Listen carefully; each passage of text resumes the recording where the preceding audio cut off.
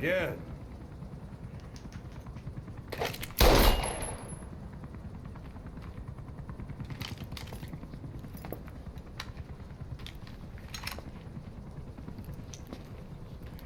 You see that in the movies? That's an automatic. Don't bother trying to dampen the recoil. You do that with a revolver. We Diamond Dogs are now a force to be reckoned with. We've got the world's attention. We're not some tribal militia, so don't act like one. You will learn how a real soldier fights. You will forget everything Hollywood taught you. And if I catch you doing something else, you'll know it. Engravings give you no tactical advantage whatsoever. There was some fancy shooting. Pretty good.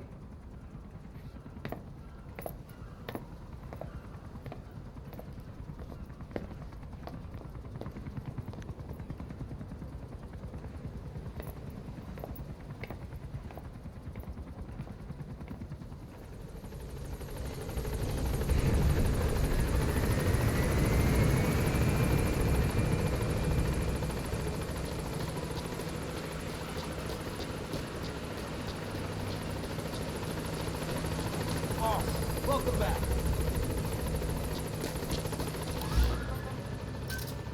Roger.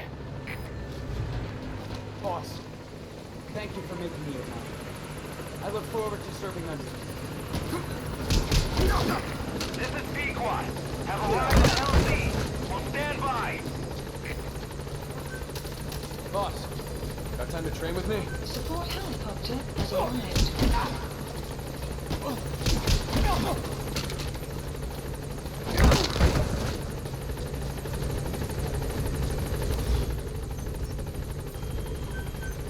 Please specify project. Please select a drop point. Supplies requested. Supply drop complete.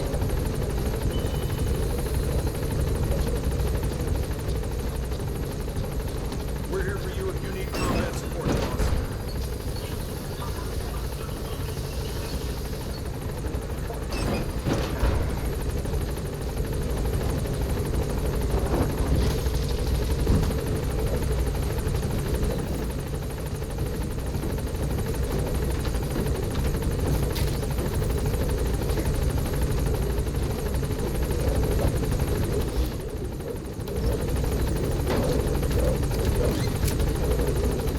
Please select a landing zone. Heading for objective. Christmas Eve, 1979. The Soviet Union rolled into Afghanistan. Muslims had revolted against the Soviet-friendly regime established the year before. The DRA forces could no longer contain it themselves, so the Soviets went in to intervene. The Afghan government was powerless and fraught with infighting. They lost the hearts and minds of the people, and that alarmed the Soviet leadership.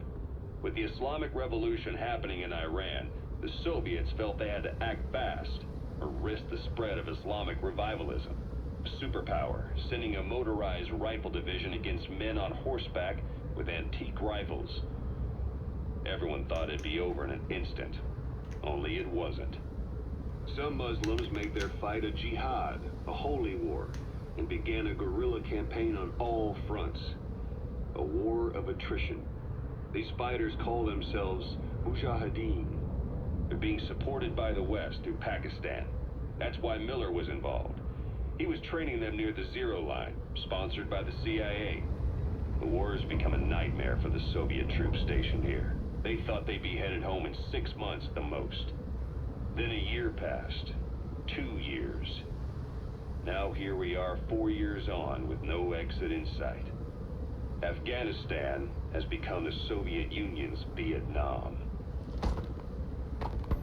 The Soviet troops on the ground want to go home, but at least they have homes to go back to. The Afghans have lost theirs. The Soviets destroy the kishlaks, villages, wherever they can. They burn down homes and fields, fill in wells, turn pastures into minefields. It's created a mass of refugees who fled to Pakistan. If the Mujahideen are fish swimming around the villages, the Soviets will go so far as to dry out their ocean. But this has had a big price. There's bitter resentment among the Afghans, and they're taking out their anger on the soldiers on the front lines. Among the Mujahideen are the Pashtun people. They're fiercely devoted to their code of Badal, or revenge. Soviets they've captured have had their hands, feet, and noses cut off before being left to die at the side of the road, just to show their comrades what they're capable of. Friendlies who come across them can do nothing but put them out of their misery. Then they burn down another village in retaliation. And the cycle of vengeance goes on.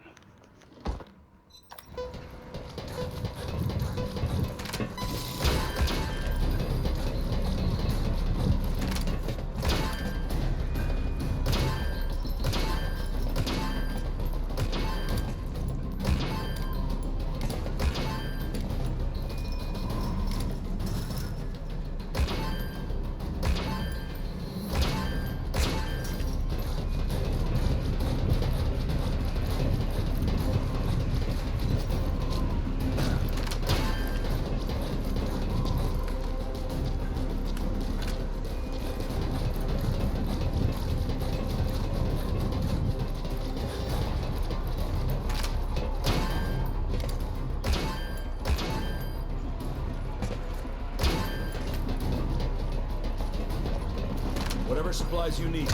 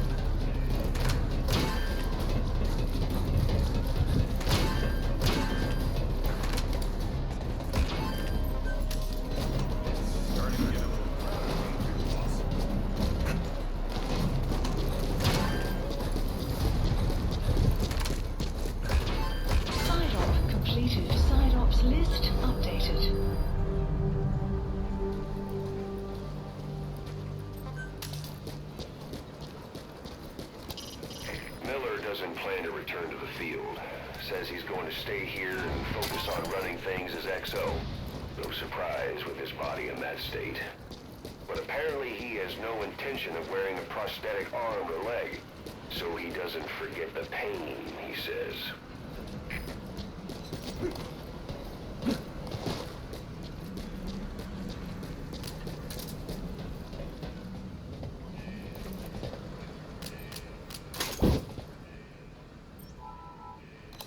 Please select a delivery point.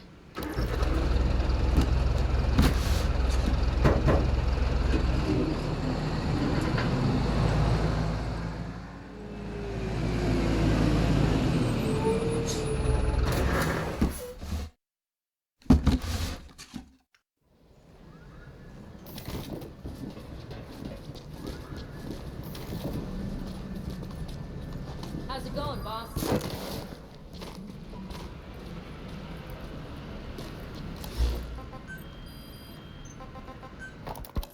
This war, the Kremlin never expected to have this much trouble against the Mujahideen. Afghanistan is a tribal society. Tradition demands that its people stand up to any outsiders who set foot on their land. With the honor of their people at stake, they have everything to fight for. No matter how hard the Soviets hit them, they continue to appear out of nowhere, striking back, then vanishing again. But there's one thing even the Mujahideen fear. Every last one of them. The Soviet gunships. They're highly maneuverable and equipped with massive firepower. Plus, the underside of the fuselage is heavily armored. The Mujahideen can barely scratch them with their small arms. Anyone who hangs around gets mowed down by the gunship's heavy machine guns.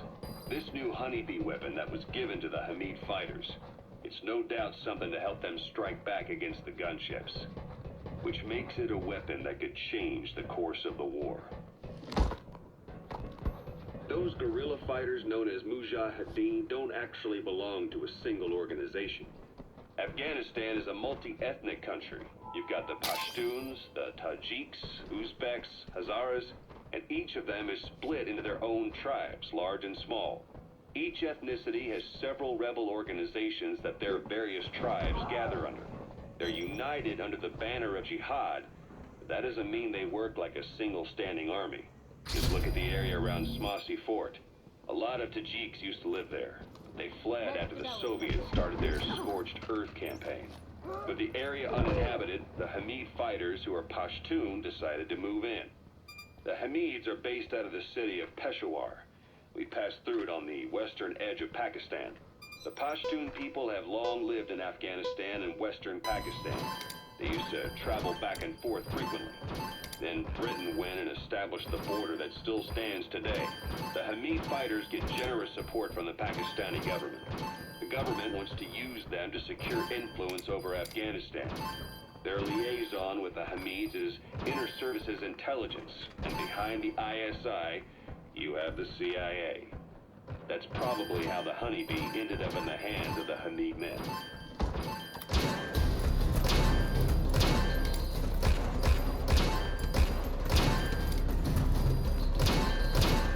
Side op completed. Side ops list updated.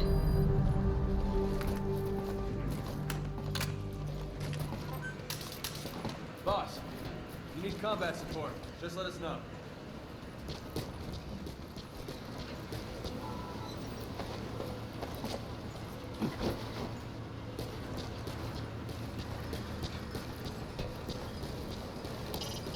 My roles here include training our soldiers and supporting you during missions.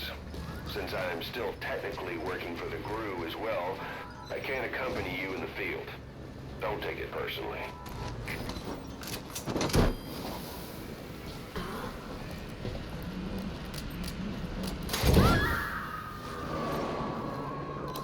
Please select a delivery point.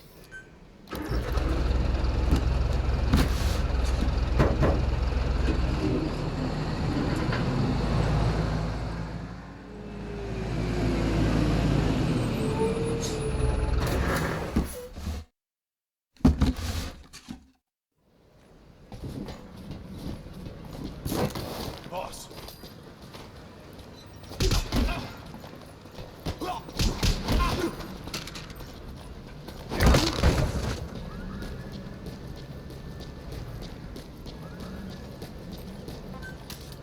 Boss, we really need some more room here. I had the R&D team analyze the honeybee. How? The CIA wanted it with everything intact. They took it apart to look at it. Then they put it back together. Everything intact. That's the RnD boys, all right. Turns out the honeybee's homing capabilities are a cut above previous manpads. It can detect a broad range of infrared wavelengths, and even ultraviolet for supplementary guidance. Hence the name, huh? Right. Honeybees rely on UV light to fly. With this device, flares don't do the target any good. That's why the Soviets are losing so many gunships. And why the CIA was so desperate to get it back. It wasn't just about preventing the Soviets from devising countermeasures. What if the likes of Iran got their hands on it? American aircraft would be put at risk too. We can use this tech to develop our own portable missile. That'll give us a huge advantage. It'll take a little time before the analysis results can be applied to actual implementation. But we'll keep moving with the research.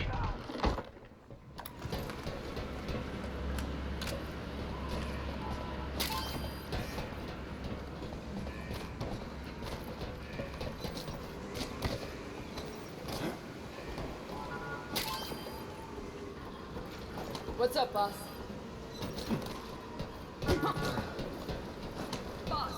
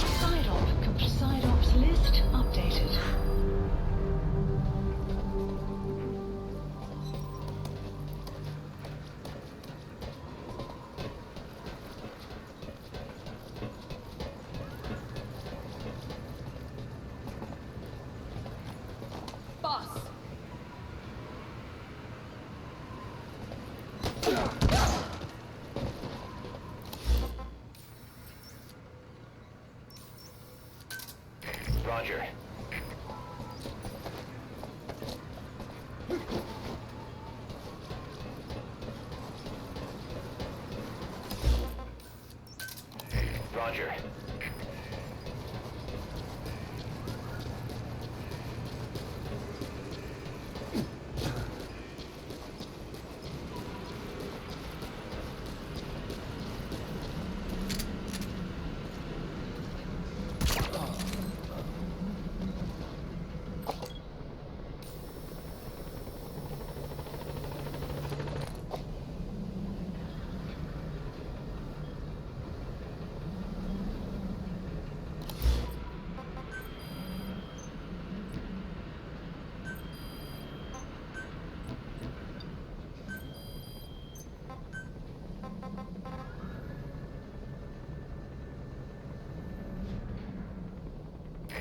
This is B-Quad.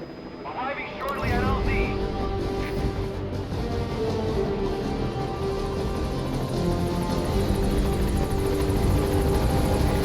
This is B-Quad. I'm stationed at LZ.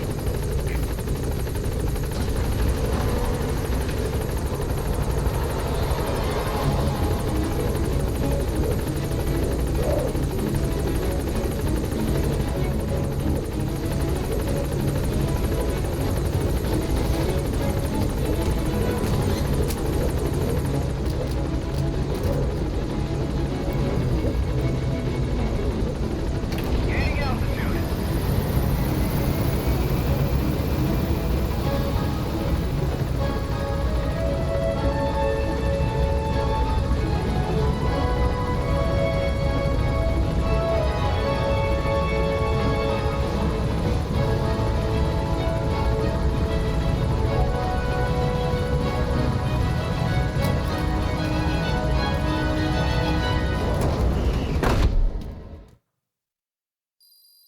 Extraction arrived at Mother Base.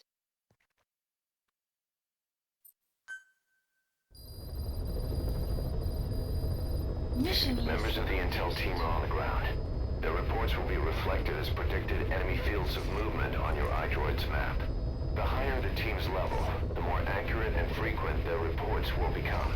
Be sure to take advantage of them.